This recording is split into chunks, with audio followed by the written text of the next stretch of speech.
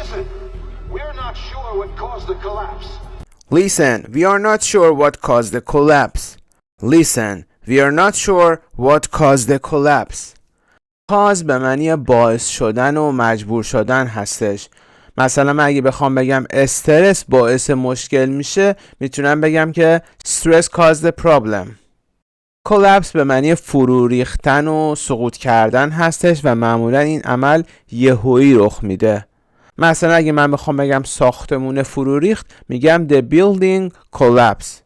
پس listen, we are not sure what caused the collapse. Listen, we're not sure what caused the collapse. Calm down, folks. Calm down folks. Calm down folks. calm down به عنوان فعل استفاده میشه به معنی که آرام باش یا به معنی آروم شدن هستش، به معنی همون تو ریلکس هستش. مثلا اگه من بخوام بگم که آروم باش همه چی خوب و مرتبه، میگم که calm down everything is fine. یا میخوام بگم که آروم باش چیز مهمی نیست، میگم که calm down it's not a big deal. پس calm down folks. Calm down, folks.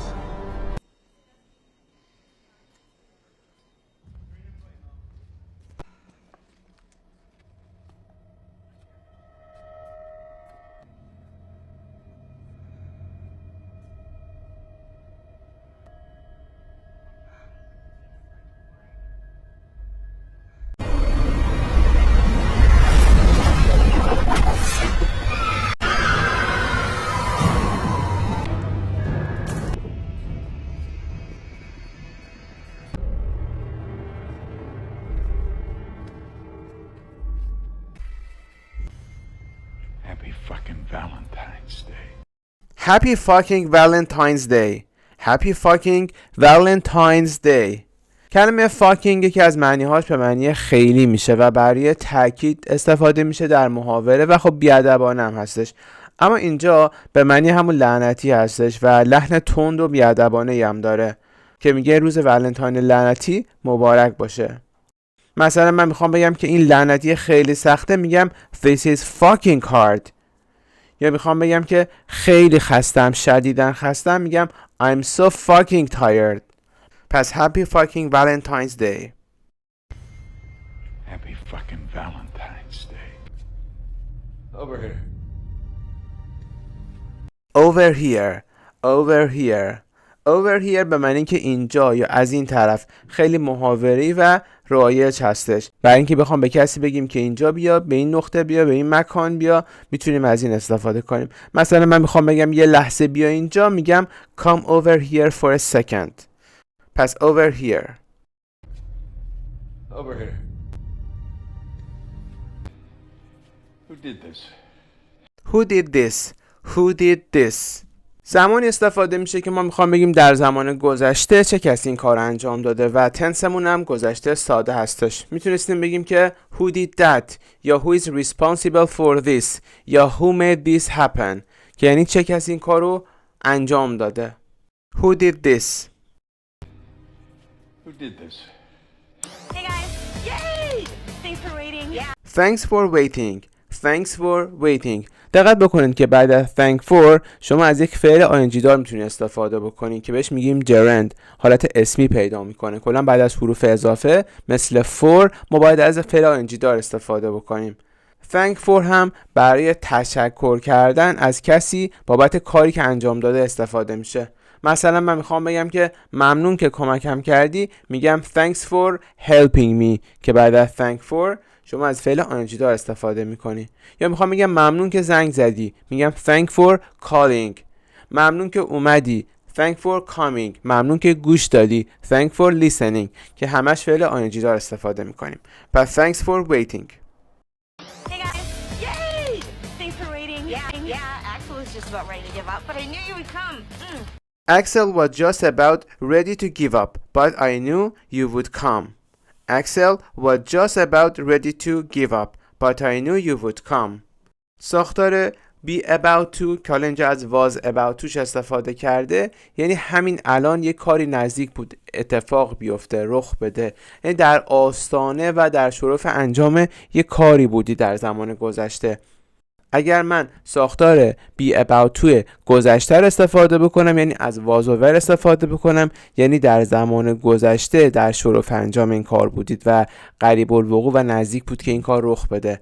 اما اگر برای زمان حال استفاده بکنم بگم اما is و are به علاوه about to، یعنی الان در شرف انجام اون کار هستید. مثلا من میخوام بگم که الان دارم میرم، الان در شرف رفتنم، میگم I'm about to leave. یا اگه بخوام بگم الان اون گریهش میگیره میگم she's about to cry. give up به معنی تسلیم شدن و بیخیال شدن هستش. به معنی stop trying هستش که داره تلاش خودش دست میکشه. مثلا میخوام بگم که خیلی زود بیخیال شد اون آقاه، میگم he gave up too early. حالا میخوام بگم تسلیم نشو، بیخیال نشو، میگم don't give up.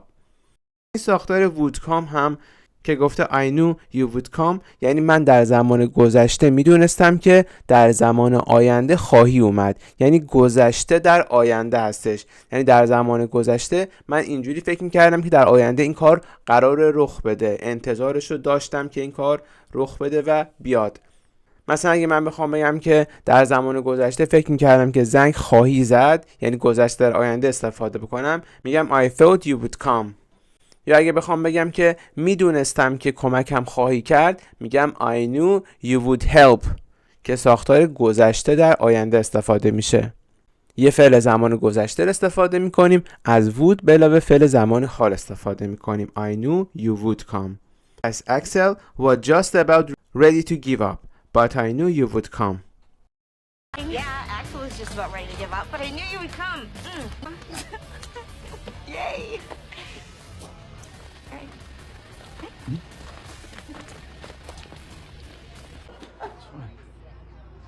It's fine. Everybody's here. It's fine, everybody's here. It's fine, everybody's here. Everybody یعنی همه. به ظاهر جمع هستش ولی از لحاظ گرامری مفرد محسوب میشه، برای همین ما از فعل کمکی is استفاده میکنیم. گفتیم everybody is.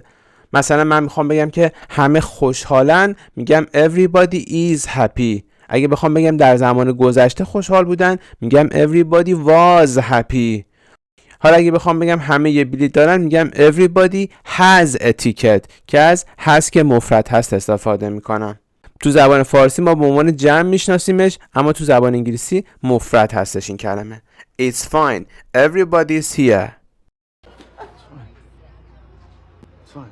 Everybody's here. I left the beer in the car. Here, take this. I left the beer in the car. Here, take this. I left the beer in the car. Here, take this. beer که میدونیم به معنی آبجو میشه، اما ساختار leave something in a place رو داریم که میگه I left the beer in the car، یعنی یه چیزی رو در یه جایی جا گذاشتن هستش. مثلا میخوام بگم که اون گوشیشو خونه جا گذاشت، میگم she left her phone at home. یا میخوام بگم که اون آقای کلیداشو تو دفترش جا گذاشت، میگم he left his keys in the office. پس I left the beer in the car. Here, take this. I left the beer in the car. Here, take this. I'll grab and catch up with you. I'll go up and catch up with you. I'll go up and catch up with you. Go up به معنی حالا بالا رفتن هستش یا رفتن به سمت بالا هستش که با عنوان phrasal verb استفاده میشه، به معنی to move to a higher place هستش. مثلا من میخوام بگم که از پله ها برو بالا، میگم go up the stairs. اما catch up رو داریم، گفته catch up with you. catch up with somebody ساختارمون هستش، یعنی رسیدن به کسی یا ملحق شدن به کسی. مثلا میخوام بگیم که بهتون میرسم یا بعداً بهتون ملحق میشم، میتونیم از catch up with you استفاده بکنیم. اگه بخوام بگیم که اون آقای دوید تا به دوستاش برسه، میگم he ran to catch up with his friends. پس I'll go up and catch up with you. I'll grab and catch up with you. Want me to go? No. Want me to go, want me to go. در واقع اینجا یه do you اولش داشته که حذف شده. Do you want me to go. ما میتونستیم بگیم که do you want me to come یا should I come یا need me to come که از اینا هم میتونستیم استفاده بکنیم. ساختارمون هم هستش want somebody to do something. Want me to go. Want me to go? No. Go ahead. go ahead go ahead go ahead یعنی بفرما، برو جلو.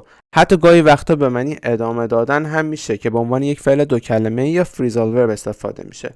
به معنی اجازه دادن به کسی برای اینکه بخواد یک کاری رو انجام بده هستش. مثلا من میخوام بگم که بفرما، گوش میدم، میگم go ahead I'm listening که داره اجازه میده که طرف ادامه صحبتش رو انجام بده. یا میخوام بگیم که go ahead without me یعنی بدون من برو جلو. پس go ahead. Go ahead.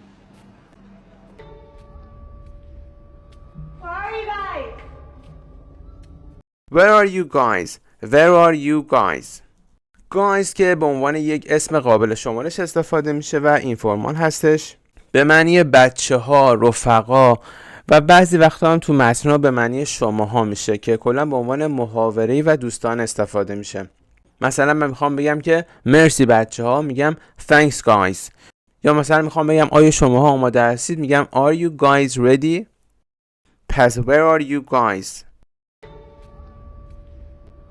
Where are you guys?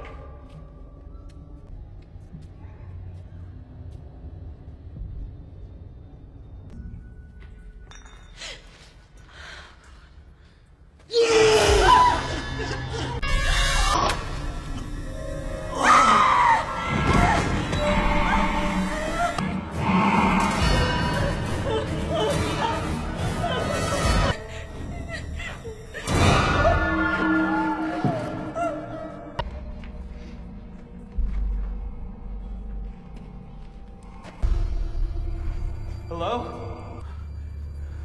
Jason? Come on, dude, you're scaring me! Come on dude, you are scaring me. Come on dude, you are scaring me. Come on رو میگیم زود باش، دست به جنبون، عجله کن. به عنوان یک فعل دو کلمه‌ای برای محاوره استفاده میشه. مثلا من میخوام بگم که بجام تو میتونی انجامش بدی، میگم come on you can do it. dude به عنوان یک اسم قابل شمارش غیر رسمی هستش، به معنی همون رفیق و پسر و داداش و اینا هستش که کلا خیلی محاوره‌ای هستش. مثلا میخوام بگم که داداش این خیلی کریزی هستش، میگم dude that's crazy. scaring هم به معنی ترسوندن هستش که اینجا به صورت استمراری استفاده شده. زمان جملمون present continuous هستش یا حال استمراری هستش. مثلا میخوام بگم که بچه ها رو نترسون، میگم stop scaring the kids. یا میخوام بگم که اون فیلمه حالا خیلی ترسناک همه رو میترسونه، میگم the movie was scaring everyone. پس come on dude you are scaring me. Come on, dude, you're scaring me! I'm out of here. I am out of here. I'm out of here. Out of here یعنی از اینجا رفتن، داره میگه میزنم بیرون، از اینجا میرم. مثلا من میخوام بگم که بیا از اینجا بریم، میگم let's get out of here. پس I'm out of here. I'm out of here.